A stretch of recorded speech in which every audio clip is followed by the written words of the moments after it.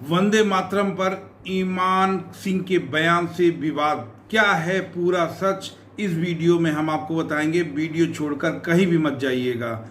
भारत में वंदे मातरम को लेकर एक बार फिर बहस छिड़ गई है। सोशल मीडिया पर सिख नेता बताए जा रहे हैं कि ईमान सिंह के नाम से एक बयान वायरल हो रहा है, जिसमें कथित तौर पर कहा गया है कि सिख समुदाय वंदे मातरम को कभी स्वीकार नहीं करेगा। यह गीत हिंदू देवी देवताओं का महिमा मंडन होने के कारण यह सिख धर्म की मान्यताओं के अनुरूप नहीं है। हालांकि उपलब्ध विश्वसनीय समाचार स्रोतों से इस वायरल दावे की स्वतंत्र पुष्टि फिलहाल नहीं होती है, इसलिए इस बयान को तथ्य के रूप में पेश करने के बजाय वायरल दावा मानना उचित होगा। लेकिन विवाद पीछे मौजूद वंदे मातरम का वास्तविक इतिहास स्पष्ट है। भारत सरकार के अनुसार बंकिम चंद्र चट्टोपाध्याय ने इस रस की रचना सन 1875 में की थी।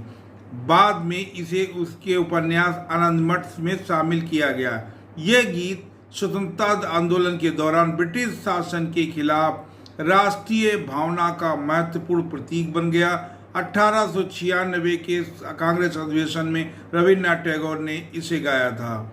24 जनवरी 1950 को संविधान सभा में जन गण मन को राष्ट्रगान और वंदे मातरम को राष्ट्रगीत का दर्जा की व्यवस्था की गई थी। सरकारी रिकॉर्ड के अनुसार वंदे मातरम की स्वतंत्रता संग्राम से निभाई गई ऐतिहासिक भूमिका के कारण विशेष सम्मान दिया गया। अब सवाल उठता है कि धार्मिक आपत्ति के बाद कहां से आती है। वंदे मातरम की शुरुआती हिस्से में मातृभूमि की प्राकृतिक सुंदरता, हरियाली, जल और समृद्धि का वर्णन भी इसी के बाद के हिस्सों में मातृभूमि की शक्ति और देवी सरदस प्रतीकों के माध्यम से व्यक्त की गई है। इसे धार्मिक इमेजरी को लेकर समय समय पर अलग अलग समुदायों और नेताओं की आपत्तियां सामने आती रही हैं।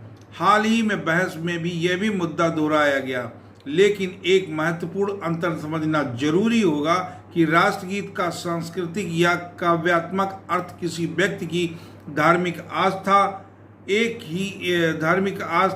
एक ही चीज नहीं। कोई व्यक्ति उसे मातृभूमि के प्रति सम्मान का प्रतीक मान सकता है, जबकि कोई व्यक्ति उसके धार्मिक रूपकों में असहमत हो सकता है।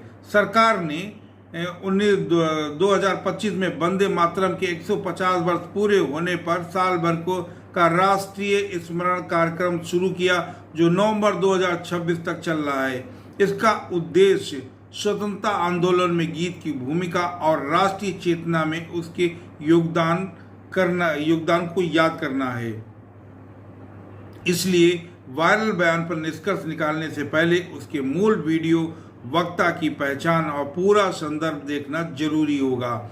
वंदे मातरम भारत का राष्ट्रगीत है, लेकिन इसके धार्मिक और सांस्कृतिक अर्थों पर बहस किया तथा तथ्य, इतिहास और संवैधानिक व्यवस्था के आधार पर ही समझना चाहिए, सोशल मीडिया के अधूरे दावों के आधार पर नहीं।